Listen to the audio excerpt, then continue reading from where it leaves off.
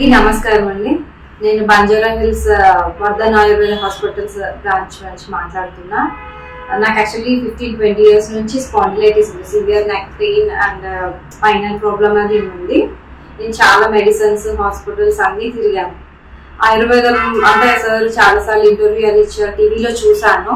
అందలానే చెప్తున్నారులే అని last try వేద్దామని ఇక్కడికి వచ్చాను హాస్పిటల్ కి. కానీ మెయిన్ ఏంటంటే సార్ మంచి బాగా ధైర్యం చెప్పారు, ఇంకేమి కాదు మేడం, ఏం అవ్వలేదు, మీరు మళ్ళీ నార్మల్ గానే అందలానే తిరగచ్చు, మమ్మల్ని అన్ని ఎక్సర్సైజెస్ చేసుకోవచ్చు అని చెప్పారు. లాస్ట్ 2 months నుంచి వస్తున్న ట్రీట్మెంట్. ఫస్ట్ మంత్ అంతా నేను ఓన్లీ మెడిసిన్స్ తీసుకున్నాను. అంటే ముందు ట్రీట్మెంట్స్ అవగానే భయపడ్డాను. తర్వాత పంచకర్మ ట్రీట్మెంట్ కి లాస్ట్ 1 month నుంచి వచ్చాను. సో మాక్సిమం చాలా మటుకు నాకు పెయిన్స్ అని కానీ, తర్వాత ఈ నరాలు తిమ్మిర్లు అవి కానీ అన్ని బాగా తగ్గాయి. 60% to 70% బాగా క్యూర్ అయింది.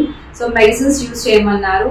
1 month తర్వాత మళ్ళీ మీరు అన్ని నార్మల్ గా అన్ని చేసుకోవచ్చు అన్నారు. సో చాలా చాలా చాలా వచ్చింది. ఇక్కడ స్టాఫ్ కానీ, డాక్టర్ బర్నాలి అని, రిసెప్షన్ కానీ, తర్వాత చేసే సర్వీస్ వాళ్ళు కానీ, పిల్లలు అందరూ చాలా చాలా కేర్ తీసుకొని చాలా సపోర్ట్ చేశారు.